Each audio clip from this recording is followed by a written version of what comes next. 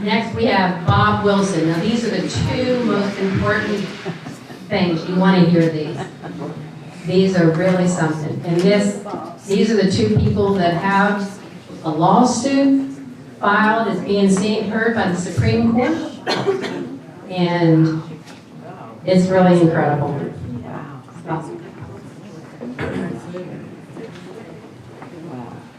Hi, I'm Bob Wilson. I own Wilson Energy LLC. I own approximately 171 gas wells. In the fall of 19, some of my wells started acting funny. Put the rig on, mixed full of water. I called the ODNR, told them I suspected there was disposal water getting in my wells, and they told me it couldn't happen, it's not possible. So, in the meantime, I'm spending $30,000 to $40,000 per well on these wells that aren't making any money. And I've done that on my 10 wells, so I spent hundreds of thousands of dollars trying to fix these wells. And it seemed like every week I was losing 3 or 4 wells, and I'd call them, and sorry about your luck, not possible, can't happen. About 8 months later, after I lost 28 wells, we finally got the ODNR to come out, start testing some wells. And it was probably 8 or 9 months later, they released the results, said that the water was definitely, even though it couldn't possibly come from the disposal wells, it's definitely disposal water contaminating my well. Even though it couldn't happen, it was there. So, currently I have about 50 wells out of my 170 that's been affected. These wells don't make me any money. The state thinks I'm going to plug them someday. It's not going to happen either, I can tell you that right now. But, I would like to say that the ODNR was originally established to protect our natural resources. What are they like? Yeah. And ODNR and state officials elected or hired work for us. They work for the taxpaying citizens of this state. They don't work for out-of-state horizontal drillers. And I'm not anti-gas and oil by any means. That's all I've ever done. I've worked at it for 50 years. But it's time for the horizontal drillers to take responsibility for their own waste. There's other ways they can figure out something else to do besides dumping it on us. They ruin my business. They ruin my life. It just cannot be fixed. And I talk to everybody about this, and people act like they're concerned. But if it doesn't affect people personally, it doesn't seem like it matters. It just rolls off the back and people go on. But everybody needs to stand up and address this, because it's going to affect all of us here one day soon. I'm telling you that. Like I said, I can go to work every day and lose money, and I can tell you right now, it's no fun. I don't enjoy it a bit. So I'm living this, and I'm telling you, it's not any place anybody else wants to be. It's a bad situation. Thank you.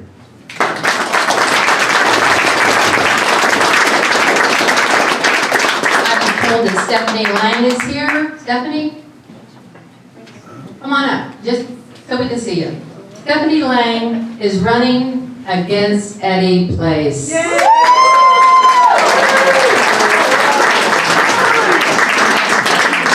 boy, do we want her to win.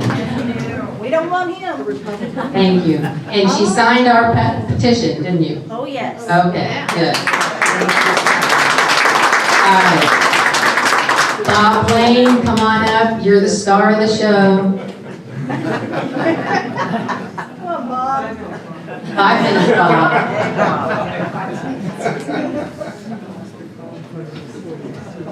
I'm not the star of the show by any stretch. I have great sympathy for Bob Wilson. I doubt there are very few people here, and I hope there are none here, that has went through what he's went through. Fixing up wells, buying pipe, running it in the wells, paying big money for packers to seal the water off that was coming from disposal wells. Can't hear me? Yeah. Good. Trying to seal off water that he thought he had a casing leak, that the seals would stop. Spending all this money, working on weekends, all through the week, only to find out later that it was coming from disposal wells. I have wells in the same vicinity that Bob does that are flooded. I drilled through one of them not too awful long ago on the back of, I own 400 acres down in that vicinity. Bob has wells on some of it. I got the minerals on others, like a lot. And he has a well on my property down there. I don't know how high it was flowing in the air, but my grandson belonged to the township fire department.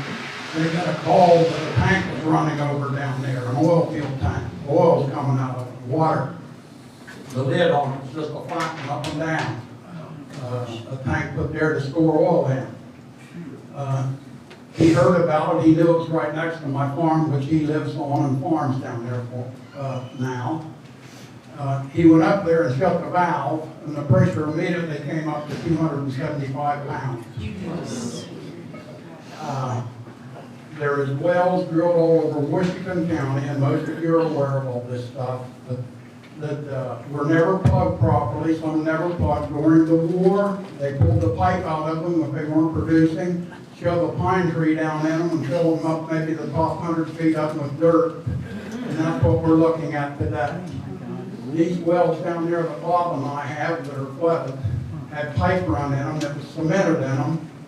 And the water came from maybe 5,000 feet deep up to 1,800 feet deep, filled our real wells up to the top, and the one that he closed in had 275 pound on when he immediately shut the valve. And if these people think that all wells in Washington County, there's no state records on probably hundreds of them drilled, no state records. They don't know where they're at. The pipe's been pulled out of them, nothing in them. And if they think that that kind of pressure is not going to get in those wells and come up and get in our water, they got another thing coming. And a lot of people don't understand how this works. I've drilled probably upwards of 75, maybe a few over wells since 1976. You'd be surprised what you learn when you're out there drilling wells about the formations below the earth. I've had my drilling tools fall 15 feet, just like they went through an open cavity. Maybe you'd be down 1,000, 1,500 feet deep and your tools would fall. There's stuff below that earth that nobody knows about, and how this water can travel through cracks and crevices. But another thing that disturbs me greatly, and I know this is about our drinking water tonight, but I have two boys that are petroleum engineers. They graduated from Marietta College. One of them is a production superintendent for a large independent out west. They got wells from North Dakota to New Mexico. And he's the production superintendent for the company. And when I told him about the first meeting we had, Bob and I, with the state division of oil and gas chief, him trying to convince us that this water would never come out of zone, it was funny. I wanted to laugh about it. When I came to the city council meeting that they had here about this water, and some people from Marietta College, if I'm not mistaken, the geologist said that this water couldn't get out of zone, it couldn't go anywhere. It was a joke to me. I thought, when I landed, my two boys graduated from that place. But anyway, my son told me when I first called him and had about our wells being flooded back here, he said, "Dad, do you have earthquake insurance on your house?" Now, I know this is foreign to maybe some of you. I said, "No, why?" He said, "Dad, in geology class, we studied about a fault that parallels the Ohio River on the Marietta side. And he said it runs up toward the lakes and clear down through into Meigs and the county on below. Parallels the river." He said, "All they got to do is drill a well next to that, put a light fracture in it, and it'll frack into that fault line." And he said they'll usually take water on a vacuum. You don't even have to pump it in there. But he said the problem begins when it fills up the fault enough, but they got to start pumping the water in. And he said that starts bringing it higher and higher and higher until it comes to the surface. And before that gets in your drinking water. And that really scared me. And so I inquired about earthquake insurance. He said, Dad, they've had earthquakes all over the United States, where there's oil producing going on, that have been caused by disposal wells next to fault lines. And so at the meeting at Warren High School, the first meeting, maybe it was the second one, it was asked if anyone had considered something to get earthquake insurance on their house. Listen to this one. Several people were there, and I talked to some of them afterwards who had went to their insurance company to get earthquake insurance, and they wanted to know where they lived. And if they lived in Washington County, anyways close to these disposal wells, they wouldn't write them insurance. Does that mean anything to you? Fortunately, I got it on my home before this happened.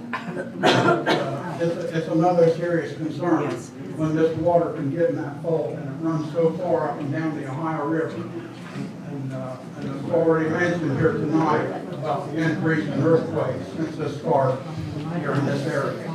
Tell us about the new, real quick, we've got about one more minute. The New Mexico, the guy who came up and had the radioactivity that he found, and put that real close to your lip.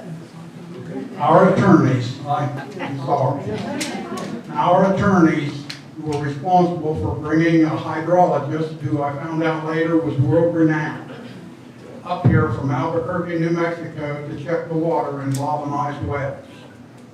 I sent my pumper with him that day. I couldn't go myself. They drawed a 3-gallon pail of water out of one of my wells. It was the plastic pail. My pumper went over to fill the pail up. He told him to fill it up. He went over to fill it up, and he said, "No, you get back here." And he made him put rubber gloves on from the tip of his fingers clear up his shoulders and a raincoat. He said, "You don't want to get that on you." And my pumper thought the fellow was getting up in years. He probably never see 65 again. He drove a SUV up here with all kinds of water equipment in the back of it from Albuquerque, New Mexico.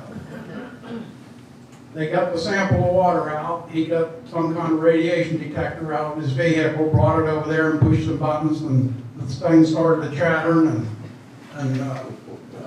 Pardon my language, but he looked at my pumper after he looked at the radiation detector, and he said, "My God, who's running this state?" And my pumper said, "Well, what's the matter?" He said, "This water has 3 times the radiation level in it that you can legally transport on any highway in the United States of America." And he said, "I don't know who's running this state." He said, "Do they have radiation placards on these trucks holding this water?" And my pumper told him, "No, none that I've ever seen." He said, "Are these men suited up that haul this in case they get a spill on them?" And he said, "No, most of them I've seen just wear regular work clothes." He said, "If you get enough of this on you, you're going to die of cancer, bone cancer, especially." And he said, "Don't get this on you." And he said, the sad part of it is, he said, no one on planet Earth knows how to take radiation out of water. And that's what prompted me to go to the Warren Water Board and ask them some questions when I found out they hadn't heard much about this really yet, and explained all this to them, is when they got involved. And I'm very thankful for those fellows, and got this meeting at Warren High School scheduled, and quite a crowd of people came here. And I want to thank all the people here who've been deeply involved in this, all you water boards and everyone. I got 2 great-grandchildren now under the age of 2 years old, and I look in their face and I wonder sometimes, what are we leaving them? Thank you.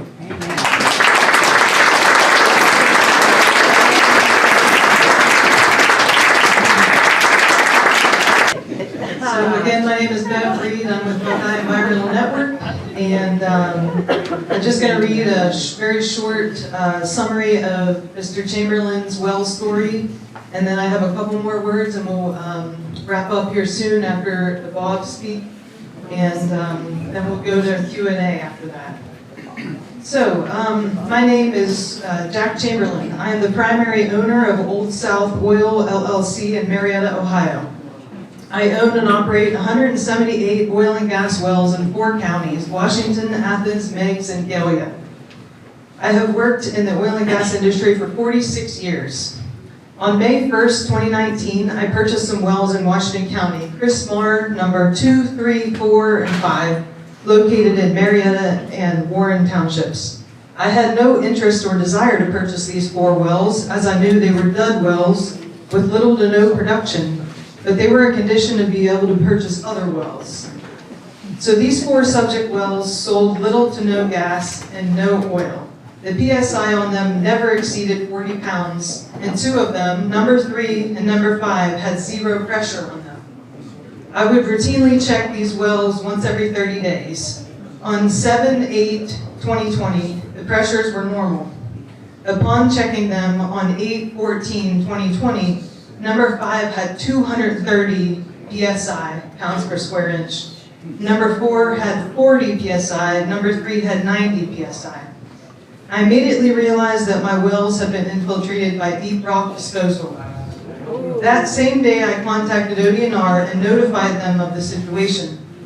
I was contacted later in the afternoon by ODNR out of Zanesville.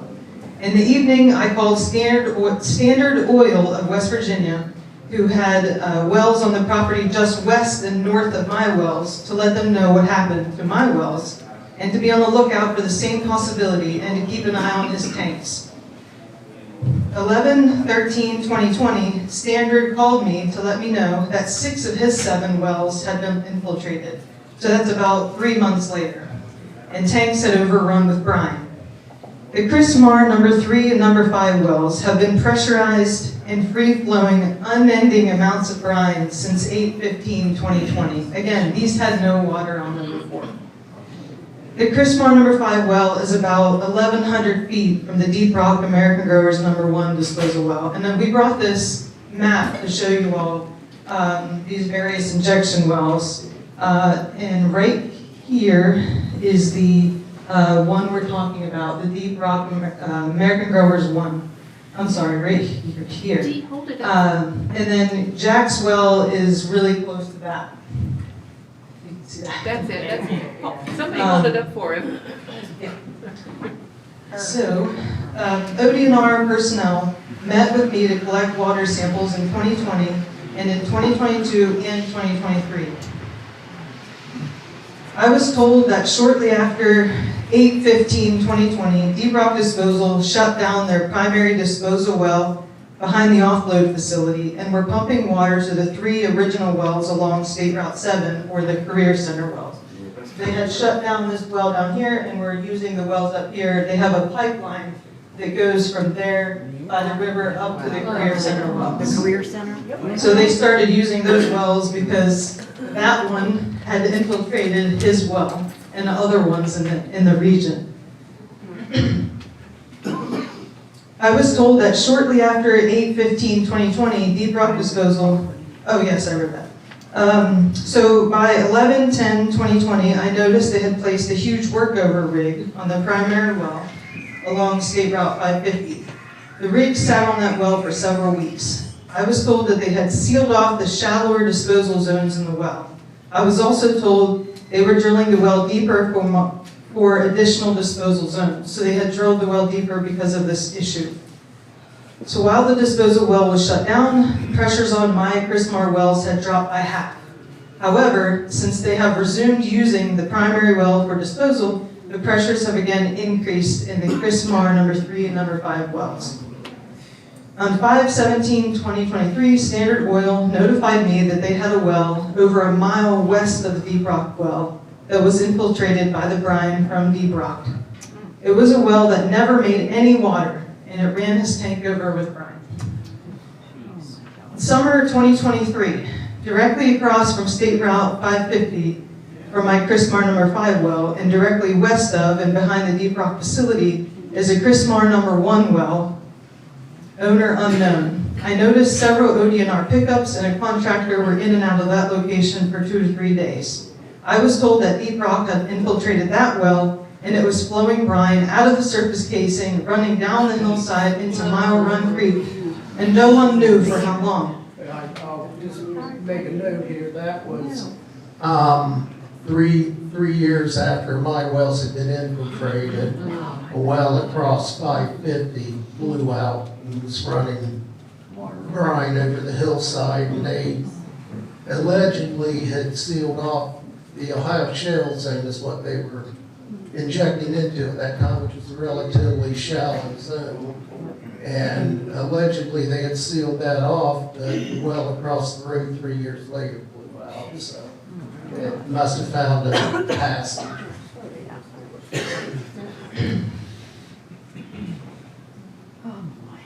Running down the hillside into Mile Run Creek, and no one knew for how long. To this day, there are multiple dead trees standing and down that were killed by the spilled brine. There's also a huge bare soil area around the wellhead. For whatever reason, ODNR was involved with sealing that wellhead off. Since this whole situation began in August of 2020, I have been in regular communication with and sought help from ODNR, members of the Ohio Oil and Gas Association, the Southeast Ohio Oil and Gas Association, and Deep Rock Disposal to resolve this situation. For the most part, I have been ignored, shunned, given the cold shoulder. Everyone seems to want to turn a blind eye and a deaf ear to this reality. Early on, I even approached Deep Rock and talked to Brian Chavez directly and simply asked him to plug the Chris Marr wells, as I do not have the funds to do it. I was told that my wells were piles of trash, I was not out anything, and they did not owe me anything, and I could go pound sand. I have been told by ODNR, my well's my problem, even though it was another operator who trespassed on my lease and inflicted a hardship and burden onto me that was caused by someone else's activity. This is not fair. I was told off the record that the water sample results clearly indicate the presence of out-of-state foreign water, not typical of the Berea sands. So Jack's story is but one story among many of the brine migration issues in Southeast Ohio. We cannot stress that enough. That is why we started this campaign, because people like Jack showed us his wells, how you turn the valve and the brine shoots into the air under pressure. That's happening multiple places in this county right now. ODNR is not doing enough. They are taking little pressures around certain areas, and that's it. They're not collecting samples. They're not doing a long-term analysis. They're not really getting a comprehensive picture of what's going on. And that's what we're asking for. That's not too much to ask for.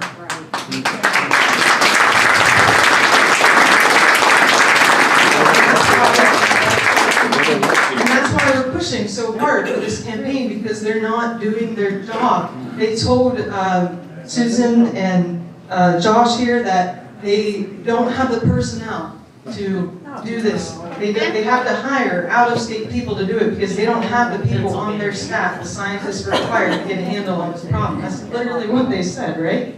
Okay. So the American Growers' #1 injection well is still in operation to this day.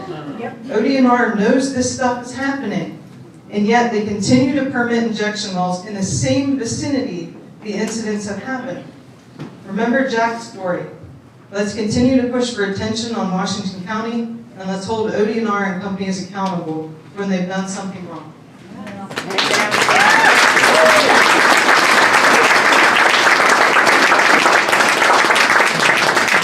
I have one more thing to say, that we have two very important speakers, so don't go anywhere. We're going to Columbus tomorrow to deliver the stack of moratoriums and the petition signatures, which we're going to talk about in a minute. But I just want to say, if anybody wants to join us, please do. We're going at 2 o'clock to deliver these to the State House. If you want to go, it's not too late. You can join us. We're going to do a press conference there. And it's very important that as many people come as possible. It's going to be a very important day. Because it's one thing to do this in this room, but it's another thing to go to Columbus and escalate this. Because Southeast Ohio is not their priority. And I'm from Southeast Ohio, so I know this. I work for Buckeye Environmental Network, and just so you all know, there's been a lot of propaganda in the news, so I feel the need to address it while I have the mic.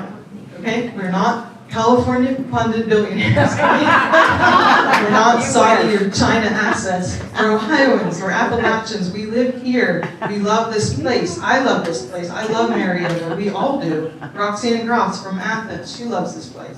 That's why we're doing this, okay? It's not to stop the oil and gas industry. We know that can't be stopped, okay? It's about the waste. So that's why we're doing it. So thank you. Thank you.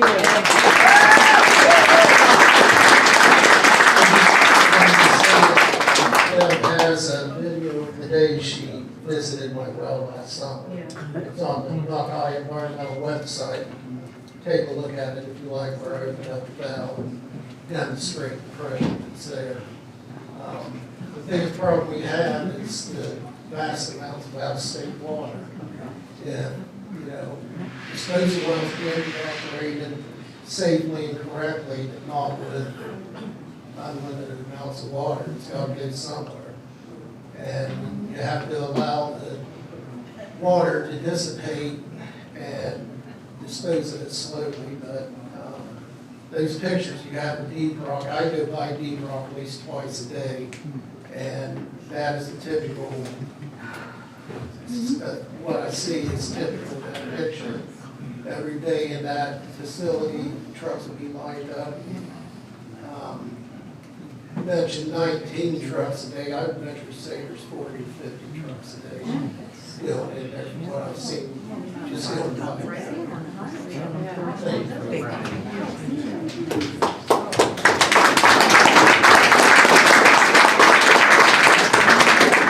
I just wanted to say that Linda Sheard is here, and she is running against Kevin Ritter, who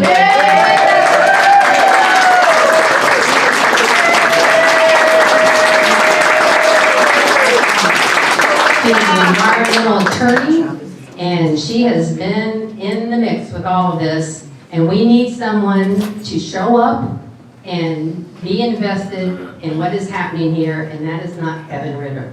Nope. One other thing, Brian, who is also running for county commissioner, have a stand up, I'm sorry, your last name? Wayland. Wayland. Brylan Wayland is also running for county commissioner.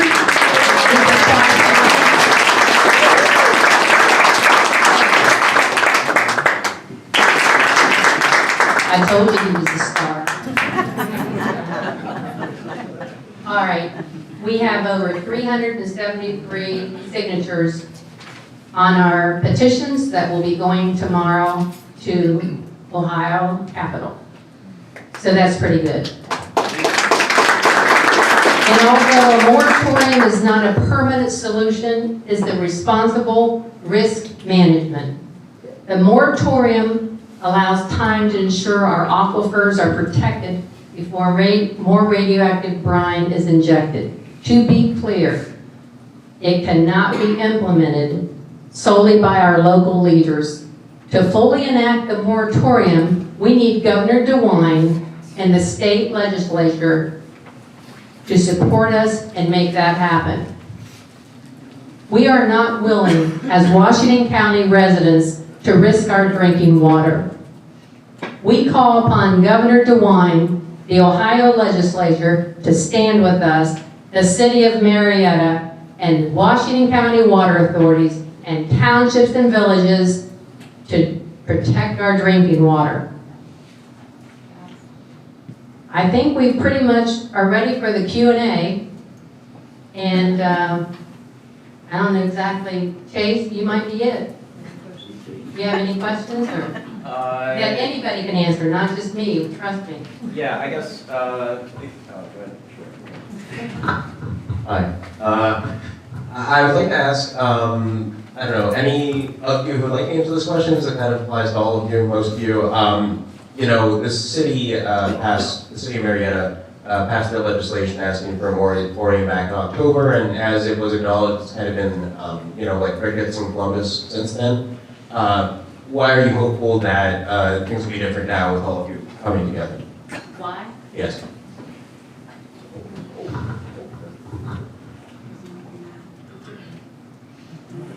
I had somebody, we were out to dinner, my husband and I at Spagna's one night, and some man came over to me, and I thought, uh-oh, here we go. because you never know what side people are on. And he said, do you really think this is gonna work? And I said, I'm not gonna use his name, but I said, what choice do we have? And a lot of times, things have to come from the bottom up, not the top down. Grassroots, people that care, people that stand up and say, we're not having this. And I have to believe that good will prevail. He gave me his business card, and he said, I want to make a large donation. He has a company. And he said, and I thank you for what you're doing.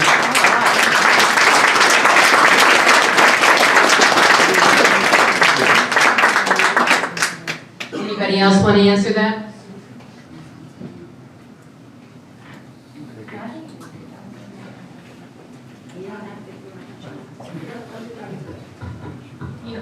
This is the first time in Ohio and maybe in the nation's history that this many water districts have gotten together to fight for our future. And so I think that there is hope. It is a sort of groundswell.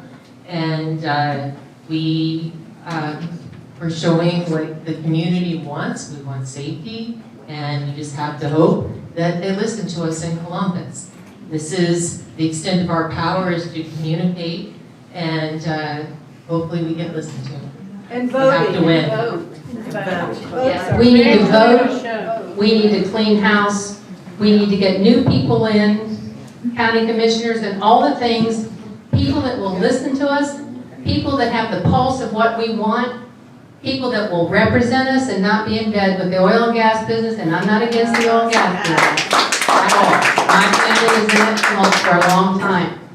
But we have to get people to understand that we can't live like this. We don't want this for our future. We don't want this for our children and our grandchildren. We should have a say in this, and we should be listened to.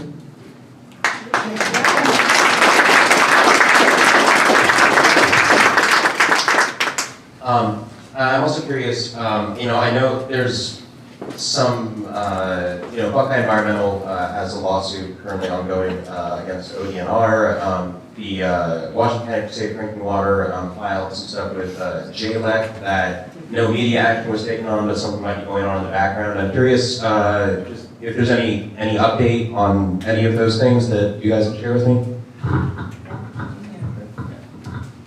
So, the lawsuit's ongoing, right? I think Deep Rock filed to dismiss the case, and so did ODNR. And the attorneys are kind of going back and forth right now on that. And it's all public information, by the way. Anybody can look it up on the court docket and see the back and forth. But yeah, we're just going to stay in it, and I'm not sure when it'll be decided upon, but I know that they're in that negotiation phase. So. And then as far as the Brian Chavez complaint, it was dismissed off of the grounds of not being based on personal knowledge. But it was all based on public documents. And, all public documents that a group of people in Washington County researched and found and put together and sent to the ethics committee of the legislative branch. And it's unfortunate that they took that response, but it's something to pay attention to next time we go to the ballot box. And that's all I'm going to say right now. But continue to educate yourselves and your neighbors on what's going on, right? And read the complaint itself. It's on WashingtonCountyForSafeDrinkingWater.org, so you can definitely read the whole thing and 53 exhibits. So yeah. For the city of Marietta folks, I know, in addition to the moratorium, you guys also, as you talked about, approved like filing a writ of mandamus, taking your own legal action against ODNR. Is Paul Bertram doing anything at the moment?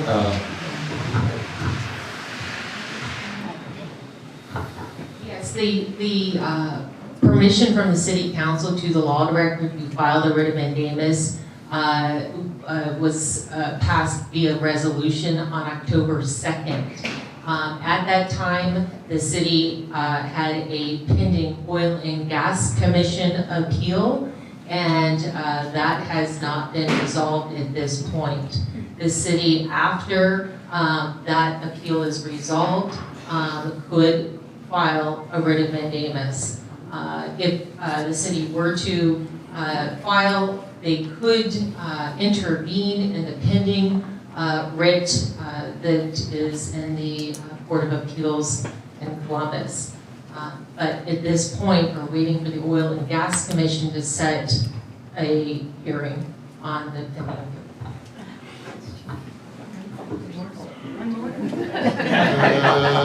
Good reporter. And also for Marietta, I'm just curious, is there a reason that, you don't have your own like water superintendent here as well tonight? Or are you just kind of, as mayor, Mr. Schlicker, are you just kind of here for the whole city and that wasn't necessary? Or is there any reason that he is not also here?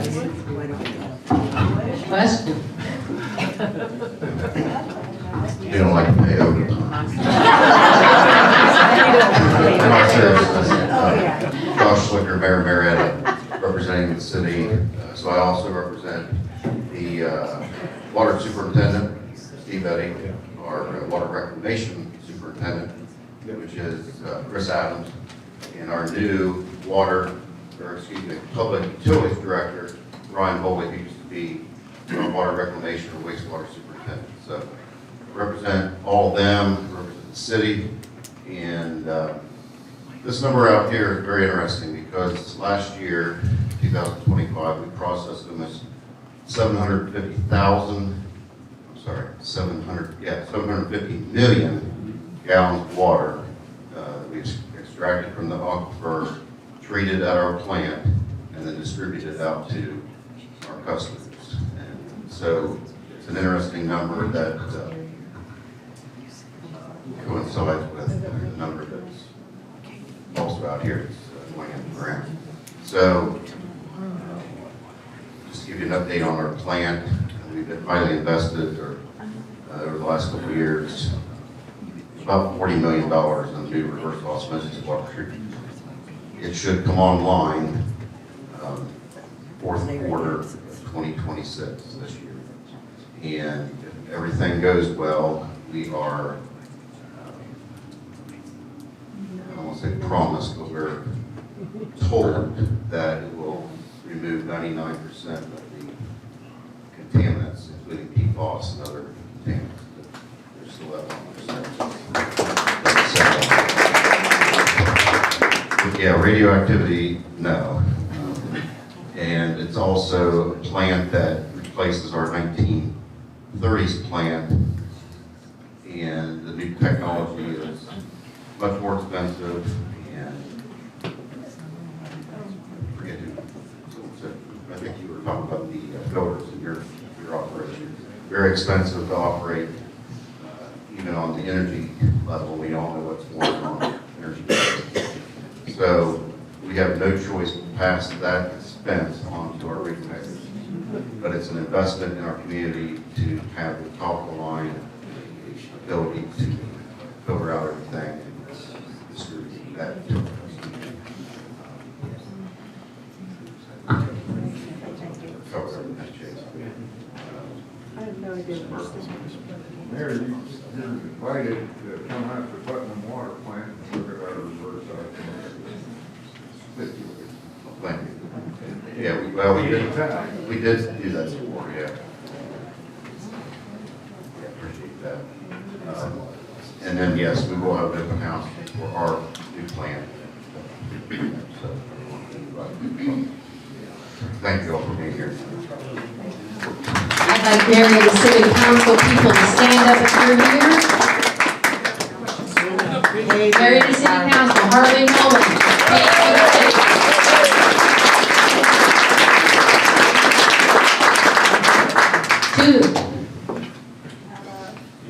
Two.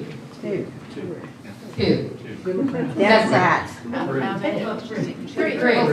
Well, See, you can't vote. well, yes, you can. Betsy. Some tiebreaker, sometime. Betsy Cook with Living Democracy, Engaging Citizens.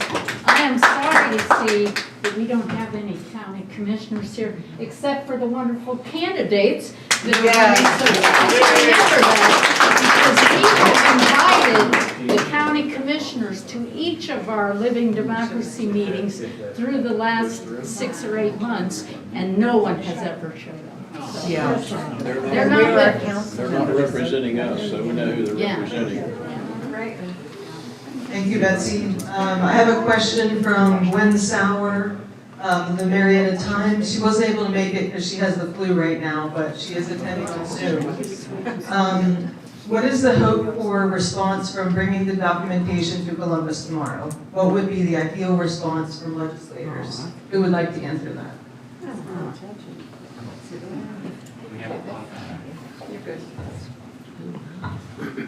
Moratorium resolutions ask for 4 total things, including stopping the permitting of all new injection wells in Washington County for a period of 3 years. We'd like legislation brought forward to do that.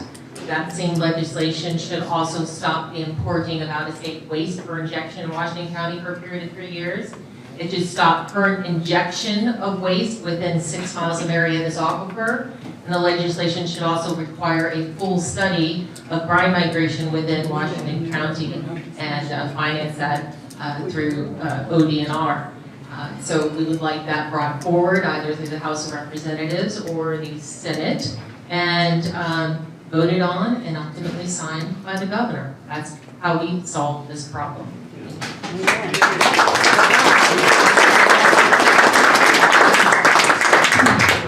I just wanted to mention too, that Senate Bill 219 is really important because in that bill that was recently passed out of the Senate, Brian Chavez chairs the Senate Energy Committee, and he pushed this bill through. What it would do is bring money back into counties where injection wells exist. In the complaint, it's labeled as a bribe for counties to take this injection waste, right? And it's a pittance, honestly. It's not very much money at all, so it's not worth it by any stretch. So I just want to let you all know that. And again, that's in the complaint. You can read about that and many, many other things having to do with that situation. So I think that's it as far as questions from the Zoom. We had 5 or 6 other reporters, regional and statewide reporters attend. So we'll be tracking the media coverage we get from this event. We have signs for sale if you want a yard sign on the way out. And definitely call your legislators. And I know he's going to wrap us up, but I just want to say call your legislators and please don't leave this room and not do anything more. We really need to keep the pressure on. So and join us tomorrow in Columbus. One more thing about Bill 219 that Chavez ushered through. The money that comes back to the county commissioners takes away money for environmental cleanups. So if you have county commissioners who are not in line with the thought of clean water, that's a problem. So it's not a good bill, in my opinion. I think if anybody wants to join in a picture after this, please come up front and we will take a picture right afterwards. And I want to thank you all for attending. You've been really wonderful. We were worried people would dribble and drabble out, but this is a concerning issue, and I think our speakers spoke well to this issue. Thank